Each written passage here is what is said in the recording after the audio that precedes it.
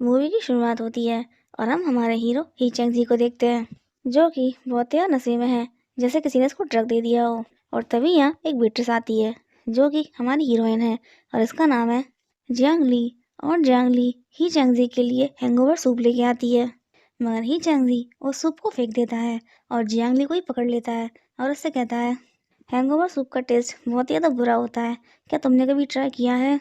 और फिर जियांगली को अपनी बाहों में भर के इसके क्लोज आने की कोशिश करता है, मगर जियांगली से कहती है, सर आप मुझे गलत समझ रहे हैं, मैं ये सब काम नहीं करती।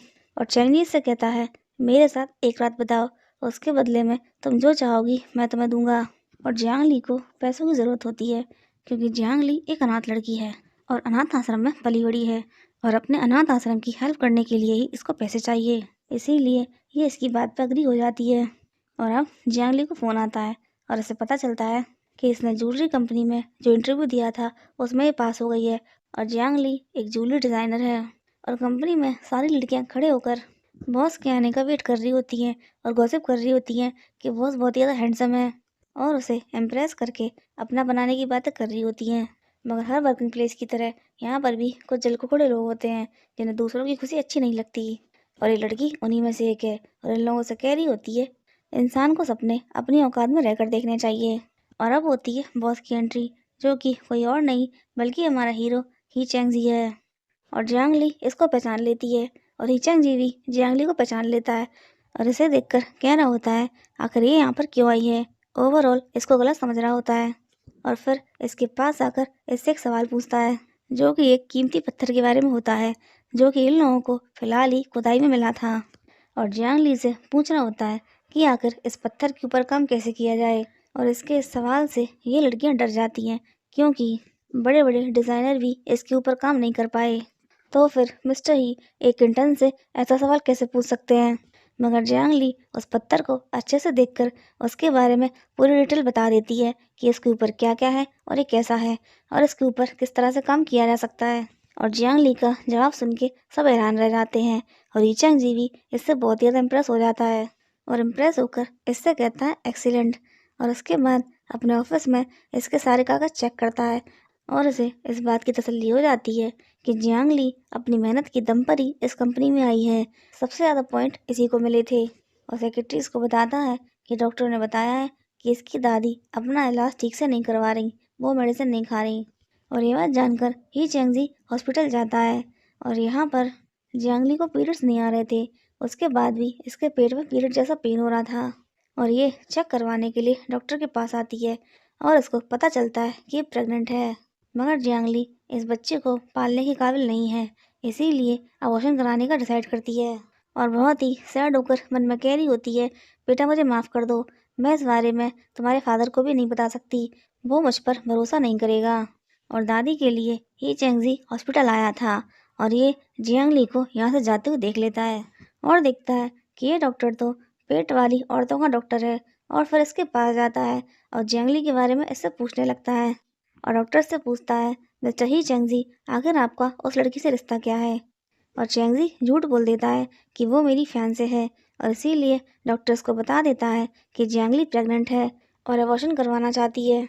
और अबॉर्शन करवाने के लिए जितने पैसे लग रहे होते हैं उतने पैसे जियांगली के पास नहीं होते। और तभी इसे यहाँ पर एक कार्ड मिलता है, और ये इस कार्ड के थ्रू किसी लीगल जगह पर अबॉर्शन कराने के लिए आ जाती है, क्योंकि यहाँ पर कम पैसे लग रहे थे। और फिर यहाँ की कंडीशन देखकर और डॉक्टर की बातें सुनकर ये बुरी तरीके से डर जाती है, और अबॉर्शन के लिए मना करने लगती है। लेकिन अब ये डॉक्टर इसके संग ज़बरदस्ती करने लगते हैं, और सही वक्त पर ही चैंगजी इसको ढूंढते हुए अपने आदमी के संग यहाँ पर आ गया था। और फिर इन सभी डॉक्टर्स को अपने आदमियों से पकड़वाकर जेल भेज देता है, और जियांगली को बहुत ही अच्छे से पैम्पर करते हुए अपनी गोद में उठाकर ले आता है। और अब इसकी केयर करते हुए इससे पूछ रहा होता है, आखिर तुम अबॉर्शन क्यों करवा रही थी? और जियांगली इससे कहती है, क्योंकि आपने पहले ही मुझे पैसे दे दिए थे, इसीलिए आप इस सब के लिए जिम्मेदार नहीं हैं, और मैं नहीं चाहती थी कि मेरे बच्चे को सब किसी अमीर की नाजायज़ औलाद कहें।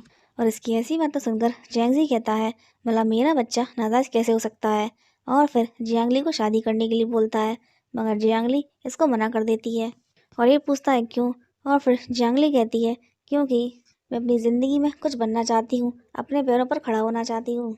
और फिर हीचेंग इससे कहता है, मेरी दादी बूढ़ी हो रही हैं, उनके पास ज़्यादा समय नहीं है और मरने से पहले वो मेरे बच्चों को अपनी गोद में खिलाना चाहती हैं और यदि तुम इस बच्चे को जन्म दोगी तो उसके जन्म के बाद मैं तुम्हें 1 अरब दूंगा।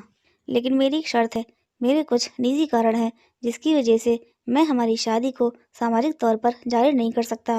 और हीचेंग जी का ऑफर सुनकर जियांगली मन में कहने लगती है, अगर मुझे इतने सारे पैसे मिल जाएंगे तो मैं अपने अनाथ आश्रम के बाकी के भाई बहनों की मदद कर सकती हूँ और माँ सैन को भी एक अच्छी ज़िंदगी दे पाऊंगी और मेरे बच्चे को भी अच्छी परवरिश और बाप का नाम मिलेगा। और इन्हीं सब बातों के बारे में सोचकर ही चैंग जी की बात के साथ अग्री हो जाती है। और यहाँ दादी को पता चलता है कि उनका पोता एक लड़की को लेके आ रहा है जो कि प्रेग्नेंट है और दादी बहुत ही ज़्यादा खुश होकर जियांगली का वेलकम करती हैं और उसे ढेर सारे महंगे महंगे तोहफे देती हैं और तोहफे देकर कह रही होती हैं, मेरे पास बस ये थोड़ा सा ही है। मगर जियांगली की आंखें चौंधिया आ रही होती हैं और मन में कह रही होती है, ये बस थोड़ा सा है। और ये चैंगजी इसे गिफ्ट्स को लेने के लिए बोलता है और जियांगली मन में कहती है, बॉस कह रहे हैं तो मैं ले लेती हूँ, बाद में वापस कर दूंगी। और फिर दादी से अपना खानदानी कंगन देती हैं जो कि सिर्फ खानदान की बहुओं को ही दिया जाता है। और दादी का इतना अच्छा व्यवहार देखकर जियांगली मन ही मन बहुत ज़्यादा खुश हो जाती है और इसे दादी में अपने अनाथ आश्रम की माँ से नजर आ रही होती हैं और दादी अपने पोते से उनकी बहू का अच्छे से ख्याल रखने को बोलती हैं। और अब जियांगली रात में सारे तोहफे ही चैंग जी को वापस कर रही होती है और साथ में इनका खानदानी कंगन भी। और ही चैंग जी से कहता है, दादी ने ये तोहफे तुम्हें बहुत ही ज़्यादा प्यार से दिए हैं, इसीलिए रख लो। और रही बात इस कंगन की, तो जब भी हम दादी से मिलेंगे दादी इस कंगन को तुम्हारे हाथ में देखना चाहेंगी, इसीलिए अभी इसे अपने पास रखो। और फिर इसे सोने के लिए बोलता है और जियांगली को थोड़ा awkward फील हो रहा था क्योंकि यहाँ पर एक ही बिस्तर है जो इन दोनों को शेयर करना है। और अब जियांगली बिस्तर में होती है और बेचैनी की वजह से इसको नींद नहीं आ रही थी, इस तरफ उस तरफ बार बार करवट ले रही होती है और इसके बार बार ऐसा करने की वजह से ही चैंग जी इसे अपनी बाहों में भर लेता है और इससे कहता है, आखिर तुम कब तक इसी तरह करवट लेने वाली हो। और जियांगली इससे कहती है, मुझे माफ़ कर दो, लेकिन सोने में मेरे थोड़े से नखरे हैं और माँ सैन हमेशा सोने से पहले मुझे कहानियाँ सुनाती हैं और कहानी सुनकर ही मुझे नींद आती है। अगर आप बुरा ना माने तो क्या आप मुझे कहानी सुना सकते हैं। और अब ही चैंग जी उठकर बैठ जाता है और फिर इसे मोबाइल में से देख देख कर कहानियाँ सुना रहा होता है और कहानी सुनकर ये बहुत ही ज़्यादा चैन से सो जाती है। और अब ये दोनों वापस जा रहे होते हैं और जियांगली दादी से मिलकर बहुत ही ज़्यादा खुश थी, इसीलिए ही चैंग जी से पूछ रही होती है, अब हम दादी से मिलने कब आएंगे। और ही चैंग जी से कहता है, अब हम जब भी मिलने आए तुम अपनी आदत थोड़ी बदल लेना, वरना ऐसा ना हो कि तुम्हें सुलाने के लिए मुझे फिर से रात भर जागना पड़े। और अब इसे एक ब्रेसलेट देता है और जियांगली लेने से मना कर रही होती है और चैंग जी कहता है, तुमने दादी को बहुत ज़्यादा खुश कर दिया, ये उसी का तोहफा है। और यहाँ ऑफिस में रूमर होती है कि इनके हैंडसम बॉस ने शादी कर ली है और इसकी वजह से ये लड़कियाँ बहुत ही ज़्यादा सैड हो जाती हैं। और अब यहाँ पर जियांगली आती है और ये दोनों जियांगली से भी अपने बॉस की शादी के बारे में बात करने लगती हैं और ये बात सुनकर जियांगसी को शौक लग जाता है क्योंकि बॉस ने तो इसी के संग शादी की है। और ये एम्प्लॉय कह रही होती है, हमारे बॉस इस शहर में सबसे ज़्यादा हैंडसम है, तो उनने जिस लड़की से शादी की होगी वो भी बहुत ही ज़्यादा खूबसूरत और स्पेशल होगी। और अब ये दोनों जियांगली के हाथ में ये ब्रेसलेट देखती हैं और ये देखकर इसकी आंखें बाहर आ जाती हैं क्योंकि इस ब्रेसलेट की कीमत ऑक्शन में 30 मिलियन तक पहुंच गई थी और फाइनली इस ब्रेसलेट को इनके बॉस ने ही खरीदा था। और ये जियांगली से पूछ रही होती हैं, सच सच बता, तेरे पास ये ब्रेसलेट कहाँ से आया, आखिर तेरा और बॉस का क्या चल रहा है, कहीं बॉस ने तेरे संग में तो शादी नहीं की है। मगर जियांगली इन लोगों से झूठ बोल देती है और उनसे कह रही होती है, यह ब्रेसलेट मैंने खुद बनाया, ये उसी ब्रेसलेट की कॉपी है, बिल्कुल असली जैसा लग रहा है ना, तुम लोग भी बेवकूफ़ बन गए। और भला मैं प्रेसिडेंट की वाइफ कैसे हो सकती हूँ। और इन लोगों की बातें सुनकर अब ये तीनों यहाँ पर आती हैं और कह रही होती हैं, प्रेसिडेंट की वाइफ और वो भी ये कभी नहीं हो सकता, प्रेसिडेंट की वाइफ तो केवल लिन बेजी ही बनेगी जो कि प्रेसिडेंट के बचपन की दोस्त है और एक बहुत ही बड़ी जूलरी डिज़ाइनर, और उन्हें अपने काम के लिए बहुत ही कम उम्र में देश और विदेश में बहुत सारे अवार्ड मिले हैं और अब वो हमारे साथ काम करेंगी। और यही है लिन बेजी जिसके बारे में वो एम्प्लॉय तारीफों के पुल बांध रही होती हैं और ये आज ही अब्रॉड से लौट कर आई है ही चैंग जी की कंपनी में काम करने के लिए। और ये ही चैंग से प्यार करती है लेकिन ही चैंग जी इससे प्यार नहीं करता और इसे एक प्रोजेक्ट पर काम करने के लिए देता है और साथ में जियांगली का प्रोफाइल भी देता है और इसे रिकमेंड करता है कि जियांगली नई है लेकिन वो बहुत ज़्यादा टैलेंटेड है और उसके डिज़ाइन बहुत ही यूनिक, तुम उसे अपने साथ रखकर काम कर सकती हो। और ही चैंग जी के मुंह से जियांगली की तारीफ सुनकर लिन वेई जी कहती है, मैंने पहली बार तुम्हारे मुंह से किसी जूली डिज़ाइनर की तारीफ सुनी है। और ये लोग अभी भी लिन वेई जी के बारे में बात कर रहे होते हैं और ये पीछे से आकर अपना रौब दिखाते हुए इन लोगों को टोक देती है और फिर जियांगली से कहती है, तो तुम ही जियांगली हो। और फिर जियांगली को बात करने के लिए यहाँ पर ले आती है और बात करते करते जियांगली को टॉर्चर करने लगती है और इससे कह रही होती है, मैं तुम्हें एक सलाह देती हूँ, तुम्हें अपनी औकात का पता होना चाहिए। ऐसी चीज़ों की ख्वाब मत पालो जो तुम्हारी औकात से बाहर हो। क्योंकि ये ही चैंगजी की बातों से समझ चुकी थी कि ही चैंगजी जियांगली में इंटरेस्टेड है। और अभी जियांगली की मुसीबतें और भी ज़्यादा बढ़ने वाली हैं क्योंकि ऑफिस में एक और नए बंदे की एंट्री हुई है जो कि लिन वेजी का सीनियर है। और जैसे ही इसकी कलीग दोस्त इसको उसका चेहरा दिखाती है तो ये इंसान कोई और नहीं बल्कि जियांगली का एक्स बॉयफ्रेंड है। और जियांगली इसे देखकर इग्नोर करके जाने लगती है, मगर ये जियांगली की आवाज़ सुन लेता है और फिर इससे बात करने के लिए आता है। लेकिन जियांगली अभी भी इसको इग्नोर करके जा रही होती है, लेकिन ये जियांगली का रास्ता रोक लेता है। और ये दोनों एक ही अनाथ आश्रम में पले बड़े हैं और आज 3 साल के बाद एक दूसरे से मिले हैं। और ये जियांगली से बात करना चाहता है लेकिन जियांगली इससे बात नहीं करना चाहती। और जियांगली की दोस्त को समझ आता है कि ये दोनों एक दूसरे को पहले से ही जानते हैं और इससे कह रही होती है, मौके का फ़ायदा उठाओ, और इन दोनों को बात करने के लिए छोड़कर चली जाती है। और जियांगली और इसका रिश्ता सालों का था, लेकिन जब इन दोनों ने कॉलेज में एडमिशन लिया तो इसने किसी और लड़की के संग जियांगली को चीट किया।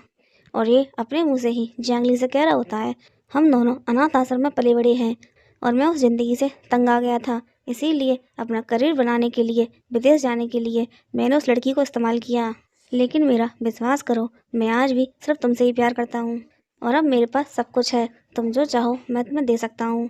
मगर जियांगली को इसकी ऐसी मतलबी बातों से घिन आ रही होती है, वो इससे अभी ही बात नहीं करना चाहती और ये उसे फोर्स कर रहा होता है।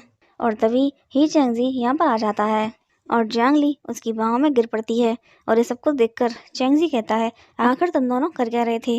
और जियांगली कहती है, ऐसा कुछ भी नहीं है, हम कुछ नहीं कर रहे थे। और तभी यहाँ पर लिन वेजी आ जाती है और सीधे बोल देती है, ये दोनों एक दूसरे से प्यार करते हैं।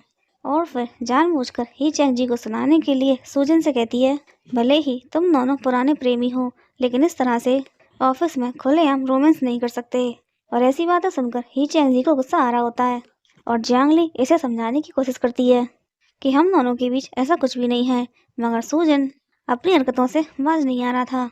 और फिर लिन वेजी बात को बदलने के लिए ही चैंगजी और सूजन को गोल्फ खेलने के लिए ले जाने लगती है। और जियांगली यहाँ से बचकर निकलना चाहती थी, मगर ही चैंगजी इसे भी साथ चलने के लिए बोलता है, मगर ये बात इसको बिल्कुल अच्छी नहीं लगती और जियांगली को इन लोगों के बीच में बहुत ज़्यादा अनकम्फर्टेबल लग रहा होता है। और फिर गोल्फ खेलने की कोशिश करती है, मगर इसको खेलना नहीं आता। और फिर लिन वेजी इससे कहती है, तुम्हें गोल्फ खेलना नहीं आता तो फिर तुम एक काम करो, हम लोगों को बॉल उठाकर देना। और फिर ही चैंगजी बीच में आ जाता है और इससे कहता है, तुम्हें बॉल उठाने की कोई ज़रूरत नहीं है, तुम्हें खेलना नहीं आता ना तो मैं तुम्हें सिखाऊंगा। और फिर धीरे धीरे एक स्टेप बताकर इसको गोल्फ खेलना सिखा रहा होता है और इसने इसको पकड़ रखा था। और इस सब कुछ देख देख कर सूजिन भी बहुत ज़्यादा जलस हो रहा होता है। और फिर जियांगली बॉल को हिट करती है और वो सही जगह पर चली जाती है और जियांगली बहुत ही ज़्यादा खुश हो जाती है। और ही चैंगजी इसे पैम्पर करते हुए कहता है, मैंने तुमसे कहा था ना तुम कर लोगी। और सूजन ही चैंग से कहता है, आप सच में अपने कर्मचारियों का बहुत ज़्यादा ख्याल रखते हैं। और ही चैंग जी कहता है, ये मेरी ड्यूटी है। और अब जल्दी से फुदक कर लिन वेजी आती है और ही चैंग से कहती है, मुझे भी खेलना सिखाओ। मगर ही चैंग इसको इग्नोर कर देता है और इससे कहता है, ज़रूरत नहीं है, तुम्हें पहले से ही खेलना आता है। और अब ये जियांगली को ड्रिंक करने के लिए बोलती है, मगर तभी सूजन पीछे बोल पड़ता है कि जियांगली ड्रिंक नहीं कर सकती, उसको पीरियड्स आ रहे हैं। और चौंकते हुए जियांगली कहती है, मुझे पीरियड्स नहीं आ रहे। और सूजन कहता है, लेकिन तुम्हें तो हर महीने इसी टाइम पर पीरियड आया करते थे। और ही चैंग जी को सुनाने के लिए लिन वीजी कहती है, तुम दोनों की जोड़ी बहुत अच्छी है, तो बताओ शादी की दावत कब दे रहे हो। और जियांगली कहती है, हम दोनों के बीच ऐसा कुछ भी नहीं है। और सूजन कहता है, जियांगली मेरा बचपन का प्यार है। और फिर जियांगली कहती है, ये सब अतीत की बातें हैं, हमारा ब्रेकअप हुए 3 साल हो चुके हैं। और सूजन कहता है, नहीं जियांगली, अतीत कुछ भी नहीं है, मैंने कहा है ना, मैं अपने इस जीवन में सिर्फ तुमसे ही शादी करूंगा। मगर जियांगली बार बार इसको मना कर रही होती है और ही चैंगजी को सफाई दे रही होती है। मगर ही चैंगजी अब बहुत ज़्यादा इरिटेट हो गया था और खेल को यहीं पर ख़त्म करके चला जाता है। और अब ऑफिस में जियांगली बहुत ज़्यादा सैड होती है और अपने मन में कह रही होती है, मैं मिस्टर ही के संग सोई, उनसे पैसे लिए और सूजन की वजह से उनको लग रहा होगा कि मेरे संबंध दूसरे मर्दों के साथ भी हैं। और अब ही चैंगजी इसको अपने ऑफिस में बुलाता है और ये बहुत ही ज़्यादा डरते डरते यहाँ पर आती है। और फिर ही चैंगजी इसका हाथ पकड़ के खींच कर अपने गोद में बिठा लेता है और फिर इससे पूछता है, आखिर तुम्हारा और सूजन का रिश्ता क्या है। और ये कहती है, मेरा विश्वास करो, वो मेरा एक्स बॉयफ्रेंड है, लेकिन अब हमारे बीच कुछ भी नहीं है। और फिर चैंगजी से पूछता है, क्या कभी उसने तुम्हारी गर्दन पे किस किया है। और जांगली धीरे से हाँ में सर हिलाती है। और इसके बाद का सीन मूवी में काट दिया, लेकिन जेलसी की वजह से चैंगजी ने जियांगली की गर्दन पर बहुत ही ज़्यादा परेशान होकर किस किया।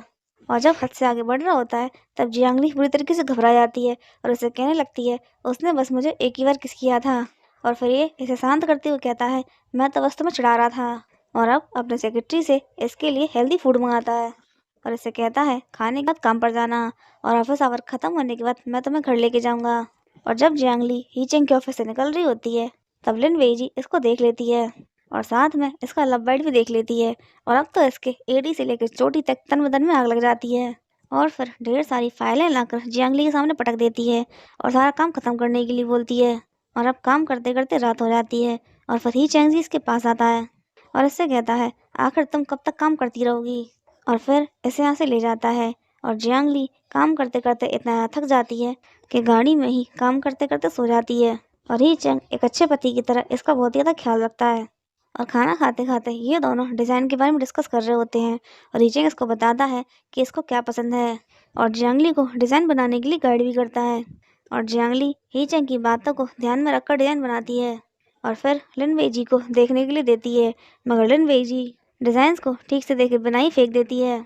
और इस चीज़ से जियांगली बहुत ज़्यादा हर्ट होती है क्योंकि जियांगली ने दिन रात मेहनत करके ये डिज़ाइन बनाए थे और जियांगली के डिज़ाइन अपने देश की संस्कृति और परंपरा से प्रेरित थे। मगर लिन वेजी जियांगली को नीचे दिखाने के लिए अपनी ही संस्कृति और परंपरा की बेइज्जती कर रही होती है और जियांगली के डिज़ाइन को कचरा बता रही होती है। और जियांगली इससे कहती है, आपने तो डिज़ाइंस को ठीक से एक बार देखा भी नहीं, तो फिर आप ऐसे कैसे कह सकती हैं। और लिन वेजी कहती है, तुम्हारे डिज़ाइन एकदम घटिया और देहाती हैं और तुम इन्हें इंटरनेशनल लेवल पर प्रेजेंट करना चाहती हो। और जियांगली कहती है, मेरे डिज़ाइन हमारी संस्कृति और परंपरा से प्रेरित हैं और बॉस भी हमारी संस्कृति को पसंद करते हैं, ना कि विदेशी संस्कृति को। और लिन वेजी से कहती है, मैं एक बहुत बड़ी डिज़ाइनर हूँ, इस जन्म में तो तुम मेरी बराबरी कभी भी नहीं कर पाओगी और ये चैंगजी को क्या पसंद है ये मुझे बेहतर पता है। और इसकी बातें सुनकर जियांगली से कहती है, आप बिल्कुल सही कह रही हैं, मैं आपके बराबर कभी नहीं पहुंच पाऊंगी, लेकिन मैं आपकी सोच से सहमत नहीं हूँ। और फिर चिढ़कर लिन वेजी कहती है, बस करो, मुझे पहले ही पता था तुम किसी काम की नहीं हो, इसीलिए मैंने पहले से ही डिज़ाइन बनाकर तैयार कर लिए थे। और फिर अपने मन में कह रही होती है, तुम्हारी भलाई इसी में है कि तुम चुपचाप से इस कंपनी से और हीचेंग जी की ज़िंदगी से दूर चली जाओ, वरना मेरे पास और भी तरीके हैं तुम्हें बर्बाद करने के। और अब मीटिंग रूम में ये अपने डिज़ाइन हीचेंग जी को दिखाती है, मगर डिज़ाइंस को देखकर हीचेंग जी का मूड खराब हो जाता है और उससे पूछता है, ये तुमने बनाए हैं। और ये कहती है, हाँ। और हीचेंग जी कहता है, कचरा। और ये कहती है, तुम ऐसे कैसे कह सकती हो, ये डिज़ाइन यूरोप में बहुत ज़्यादा लोकप्रिय है। और भड़कते हुए हीचेंग जी इससे कहता है, तुम एक डिज़ाइनर हो तो तुम्हें इतना पता होना चाहिए, कोई भी काम करने से पहले एक बार हमें ग्राहकों की पसंद का पता कर लेना चाहिए। और हमारी कंपनी हमेशा से ही सांस्कृतिक और पारंपरिक डिज़ाइंस के लिए फेमस रही है और हमारे कस्टमर को भी वही पसंद है। और इतनी बड़ी डिज़ाइनर होकर तुमने बिना सोचे समझे बिना प्लानिंग के काम किया, और ऐसा काम करके आखिर तुम खुद को डिज़ाइनर कैसे कह सकती हो। और अगर विदेश में रहते रहते तुम अपनी संस्कृति को भूल गई थी तो जियांगली से पूछ लेती, वो इंटर्न है लेकिन फिर भी उसे तुमसे ज़्यादा पता है। और हीचेंग जी ने मीटिंग में इसकी पूरी तरीके से बेइज्जती कर दी थी और जियांगली का नाम लेकर इसके ऊपर तो तेजाब भी गिरा दिया था। और जियांगली दोबारा से डिज़ाइन बनाकर इसको फिर से दिखाने के लिए आती है, मगर ये फिर से उसकी डिज़ाइन फेंक देती है और अपना सारा गुस्सा इसके ऊपर निकालने लगती है। और जियांगली को टॉर्चर करते हुए कहती है, जब तक मैं इस कंपनी में हूँ सोचना भी मत कि तुम मुझसे आगे निकल सकती हो। और इसके धक्का देने की वजह से जियांगली के हाथ में चोट लग गई होती है। तभी यहाँ पर सूजन आ जाता है और इसकी हेल्प करता है और देखता है कि इसके हाथ में चोट लगी है, तो जल्दी से इसे अपनी गोद में उठाकर डॉक्टर के पास ले जाने लगता है। मगर जियांगली इसको अभी मना कर रही होती है और इससे कह रही होती है, दूर हटो। और ये जियांगली से कहता है, तुम ऐसा क्यों कर रही हो, मैं अभी तुमसे प्यार करता हूँ, मुझे तुम्हारी बहुत परवाह है। और अब जियांगली इससे अपना पीछे छुड़ाने के लिए इससे कह देती है, मुझसे दूर रहो, अगर मेरे पति ने देख लिया तो उन्हें अच्छा नहीं लगेगा। और पति शब्द सुन के ये चौंक जाता है और इससे कहता है, तुमने शादी कर ली। और जियांगली कहती है हाँ, और इसीलिए अब तुम मुझसे दूर रहना। और खुद को शांत करते हुए कह रही होती है शुक्र है अब ये मुझसे दूर रहेगा। और ही चैंग जी ने कुछ भी नहीं देखा, वरना मेरे लिए मुसीबत हो जाती। तभी ही चैंग जी इसका हाथ पकड़ के इसको खींच लेता है और इससे कहता है मैंने सब कुछ देख लिया, आखिर तुम उसके संग क्या कर रही थी। और जियांगली इसको बता देती है मुझे चोट लग गई थी, इसीलिए वो मेरी हेल्प कर रहा था। और जियांगली के हाथ की चोट देखकर इसका गुस्सा शांत हो जाता है और अब इसे मेडिसिन लगा रहा होता है। और इसकी केयर को देखकर जियांगली बहुत ज़्यादा खुश होती है और मन में कह रही होती है बाहर से जितना सख्त अंदर से उतना ही नरम। और ईचंग ने लिफ्ट के बाहर से जियांगली के डिजाइन भी उठवा लिए थे। और जियांगली से पूछती है मीटिंग रूम में क्या हुआ। और ईचंग कहता है सब कुछ बेकार, उसके डिजाइन एकदम बकवास हैं, ऐसा लग रहा था कि विदेशी सभ्यता के भक्त बनकर बनाए हैं, और तुम्हारे डिजाइन के आगे उसके डिजाइन कुछ भी नहीं। और इसकी बातें सुनकर जियांगली से कहती है क्या आपने ये बात उनसे भी कही। और ईचंग जी कहता है बिल्कुल, मैंने तो उससे भी कहा कि वो तुमसे सीखे। और अब जियांगली को समझ में आ जाता है कि आखिर लिन वेईजी इतने गुस्से में क्यों थी। और इससे कह रही होती है वो मेन डिज़ाइनर है और आपने उससे कहा कि वो मुझसे आकर सीखे, इस बात से तो उसके तन बदन में आग लग गई होगी। और चंग जी कहता है मुझे परवाह नहीं, उसे सीखना तो होगा, और अगर वो नहीं सीख सकती तो वो हमारे साथ काम भी नहीं कर सकती। और अब ऑफिस ख़त्म होने के बाद सारी एम्प्लॉयज जा रही होती है, तभी यहाँ पर ही चैंग जी की कार आती है। और ही चैंग जी कार में से उतरता है और इसके हाथ में एक माइक होता है। और लिन वेईजी को लगता है कि ये इसे लेने के लिए आया है, मगर ही चैंग जी माइक पर जियांगली का नाम लेता है और इससे कहता है जल्दी आओ। और अब तो सारे एम्प्लॉयज के होश ही उड़ जाते हैं और सूखी हुई लिन वेईजी और भी ज़्यादा सूख जाती है। और कार में बैठकर जियांगली इससे कहती है आपने सही नहीं किया। और ये चैंग जी इससे कहता है मैं तो तुम्हारी मदद कर रहा था, लेकिन तुम मुझे ही कसूरवार ठहरा रही हो। और फिर जियांगली इसको सॉरी कहती है और ये कहता है ऐसे नहीं, पहले मुझे कंपनसेट करो। और मासूम जियांगली मुस्कुराते हुए इसको थैंक यू बोलती है और ये कहता है मुस्कुराकर बस एक थैंक यू बोल दिया। और जियांगली कहती है तो मैं और क्या करूं। और फिर ये जियांगली को अपनी बाहों में लेकर कहता है मैं बिजनेस ट्रिप पर जा रहा हूँ, तो मैं भी साथ ले जाना चाहता हूँ। और जियांगली कहती है क्यों। और फिर ये जियांगली को किस कर लेता है और फिर कहता है जियांगली अगर अब मैं तुम्हें एक भी दिन ना देखूं तो मुझे तुम्हारी बहुत ही ज़्यादा याद आती है। और अब ये दोनों हॉस्पिटल आए होते हैं गर्भ की जांच करवाने, और डॉक्टर के केबिन से बाहर निकलते हुए सूजन इन दोनों को यहीं पर देख लेता है और देखकर कहने लगता है आखिर तुम दोनों बच्चों के डॉक्टर के पास क्या कर रहे हो। जियांगली पहले तुमने मुझसे झूठ बोला कि तुम शादीशुदा हो, लेकिन सच तो ये है तुम बॉस की मिस्ट्रेस हो और अब इनके बच्चे की माँ बनने वाली हो। और जियांगली से कहती है क्या बकवास कर रहे हो। और सूजन कहता है जियांगली तुम एक अनाथ हो और ये इंसान कभी भी तुम जैसी अनाथ से शादी नहीं करेगा। और फालतू बकवास किए जा रहा था और अभी चैंगजी इसमें एक पंच देता है और कॉलर पकड़ के फिर से मारता है और इससे कहता है जियांगली मेरी लीगल पत्नी है, और अब अगर तुम उसके आसपास भी नजर आए तो मैं तुम्हें इस सिटी से गायब करवा दूंगा। और सूजन को कुत्ते की तरह धोकर जियांगली को लेकर यहाँ से चला जाता है। और अब ये दोनों कार में होते हैं और जियांगली इससे कह रही होती है आपने कहा था कि हम अपनी शादी को गुप्त रखेंगे, तो फिर आपने उसे क्यों बता दिया। और ईचंग जी कहता है मुझे नहीं लगता कि हम इसको छुपा सकते हैं। और जियांगली से कहती है क्या मतलब। और ईचंग जी कहता है क्योंकि अब मैं अपनी सारी ज़िंदगी तुम्हारे साथ बिताना चाहता हूँ। और जियांगली से कहती है सारी ज़िंदगी, लेकिन आप तो लिन वेईजी से शादी करने वाले हैं ना। और ईचंग जी कहता है किसने कहा, मैं उसे पसंद नहीं करता। और ये बात सुनकर जियांगली थोड़ा खुश हो जाती है और फिर इसे अपने करियर की चिंता हो जाती है। और ईचंग जी इससे कहता है चिंता मत करो, मैं तुमसे प्यार करता हूँ, लेकिन मैं कभी भी अपनी राय तुम पर नहीं थोपूंगा, तुम्हारी मर्जी के बिना कुछ भी नहीं होगा। और अब जियांगली कंपनी आती है और इसे अपनी दोस्त से पता चलता है कि लिन वेईजी कंपनी में ये अफवाह फैला रही है कि जियांगली ने उसके डिज़ाइन चुरा लिए और तो और उसके आदमी को भी चुरा लिया, और रो रो कर सबकी सिंपैथी गेन कर रही है।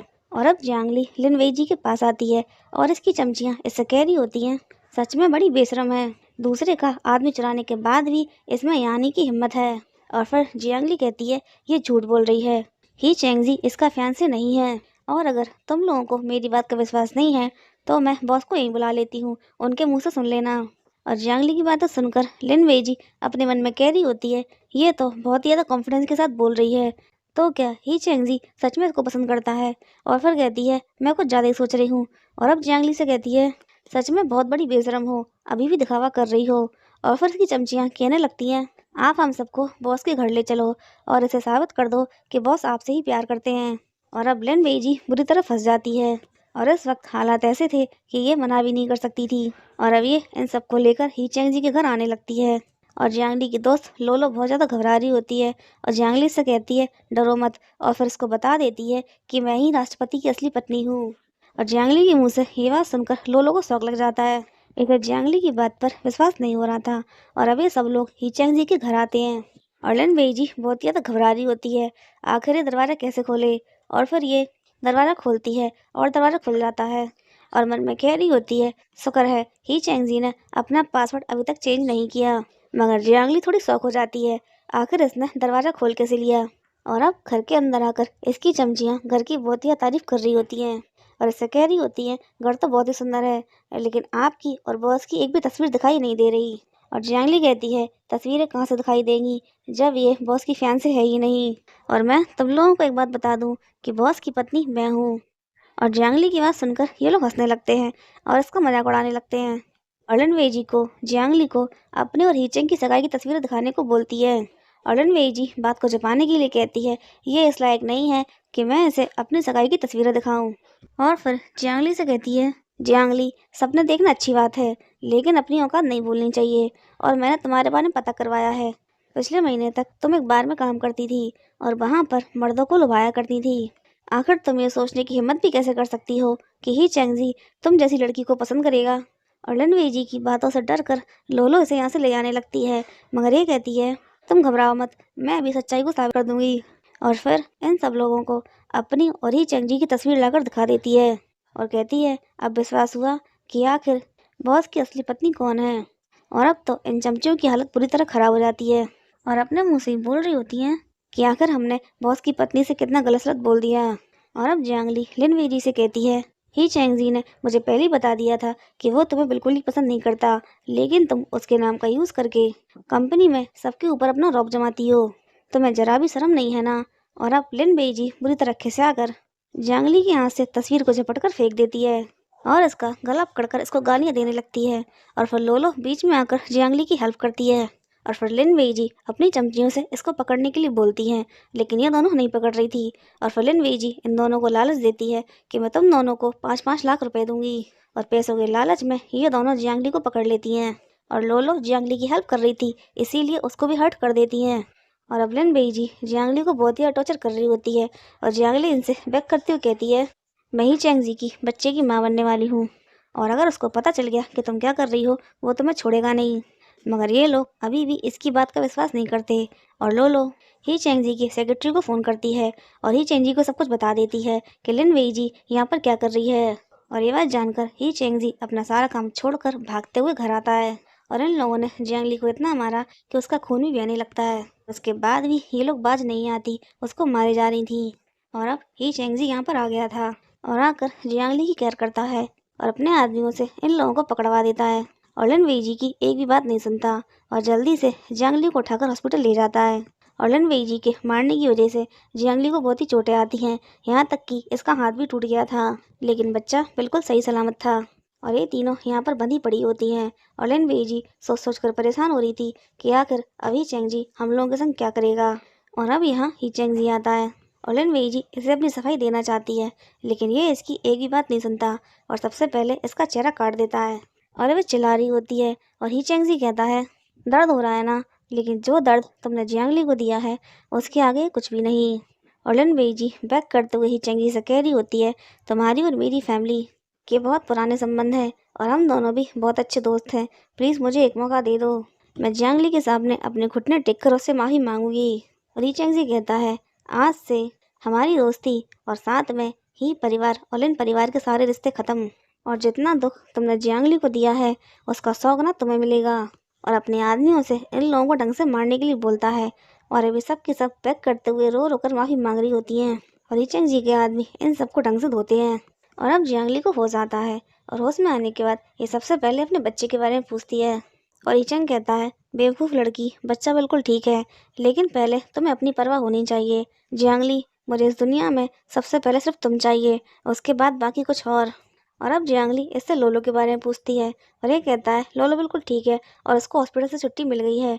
और अब जियांगली लिन वेईजी के बारे में पूछती है और ये चैंग इसको बताता है उसने तुम्हारे संग जो कुछ भी किया है मैंने उसको उसके हक की सजा दे दी है। उसने तुम्हें चोट पहुंचाई थी ना, तुम्हारा चेहरा खराब किया था, इसीलिए मैंने उसका भी चेहरा खराब कर दिया है और साथ ही साथ पूरे लिन परिवार को बर्बाद कर दिया है। और लिन वेजी पागल हो चुकी है और उसकी दोनों चमचियों को मैंने अपनी खदान में खुदाई के काम पर लगा दिया है। उन लोगों की जिंदगी नरक से ही बदतर हो गई है और मैंने ये सब कुछ सिर्फ तुम्हारे लिए किया। और अब जियांगली हीचेंग जी को थैंक यू बोलती है और हीचेंग कहता है अब इस बारे में बात नहीं करते, दादी को तुम्हारी बहुत ज़्यादा फिक्र हो रही है, अब हम उनसे मिलने जाएंगे। और सूजन इन दोनों को साथ देख लेता है और कह रहा होता है मेरे सामने तो बहुत ज़्यादा मासूम और इज्जतदार बनती है, लेकिन पैसों के लिए एक अमीर आदमी की मिस्ट्रेस बन गई, मैं तुझे छोड़ूंगा नहीं। और अब ये दोनों दादी से मिलने आते हैं और दादी जियांगली को बहुत ज़्यादा पैम्पर कर रही होती हैं। तभी ही चैंग को उसके सेक्रेटरी का फ़ोन आता है और इसे बताता है भाभी को जो बेस्ट डिज़ाइनर का इंटरनेशनल अवार्ड मिलने वाला था वो अब रद्द होने वाला है, क्योंकि किसी ने इंटरनेट पर न्यूज़ डाली है कि सूजिन भाभी का पुराना प्रेमी है और जिन डिज़ाइनों के लिए ही चैंगजी की वाइफ को अवार्ड मिलने वाला है असल में वो डिज़ाइन किसी और ने बनाए हैं। और इस न्यूज़ की वजह से चारों तरफ हड़कंप मच गया है, सभी लोग भाभी के खिलाफ हो गए हैं। और अभी चैंगजी अपने सेक्रेटरी को सच्चाई का पता लगाने के लिए बोलता है कि आखिर ये सब कुछ किसने किया है और ये सब कुछ करने वाला सूजन है। और ये कह रहा होता है अगर तुम मेरी नहीं हो सकती तो मैं तुम्हें किसी और की भी नहीं होने दूंगा। और तभी ही चैंगजी सामने से आकर इसका रास्ता रोक लेता है और ये चैंगजी के आदमी इसको पकड़ लेते हैं और जियांगली से पूछती है आखिर तुमने ये सब क्यों किया। और ये कहता है क्योंकि मैं बर्दाश्त नहीं कर सकता कि तुम मेरे अलावा किसी और के बिस्तर पर चढ़ जाओ। और फिर ही चैंगजी से कहता है तुम इतने रईस हो और तुमने इतने निचले लेवल की लड़की से शादी कर ली, क्या तुम्हें इस बात का डर नहीं है कि तुम अपने ही लोगों के बीच में एक मजाक बन जाओगे। और ही चैंगजी कहता है भला मैं मजाक क्यों बनूंगा, मेरी बीवी खूबसूरत है, इंटेलिजेंट है, इसमें हर वो खूबी है जो मेरी वाइफ में होनी चाहिए और ये मेरे लिए बहुत ज़्यादा गर्व की बात है कि ये मेरी पत्नी है। और ईचेंग जी की बातें सुनकर सूजिन कहता है इतने रईस होकर तुम इस जैसी लड़की के लिए इतने समर्पित कैसे हो सकते हो। और ईचेंग जी कहता है ये बातें तुम जैसे लोगों की समझ से बाहर है और अब तुम जेल जाकर इसके बारे में ढंग से सोचना। और अब जियांगली ईचेंग जी से कहती है मेरा पति बहुत ही शानदार, बहुत हैंडसम और बहुत ही बड़े दिल का है। और ईचेंग जी नोटी वे में इससे कहता है तुम्हारे पति के अंदर और भी खूबियाँ हैं, तुम चाहो तो जानने का ट्राई कर सकती हो। और इसी के साथ मूवी की हैप्पी एंडिंग हो जाती है। अगर आपको मूवी पसंद आई हो तो please like, subscribe, comment and share. Thank you for watching.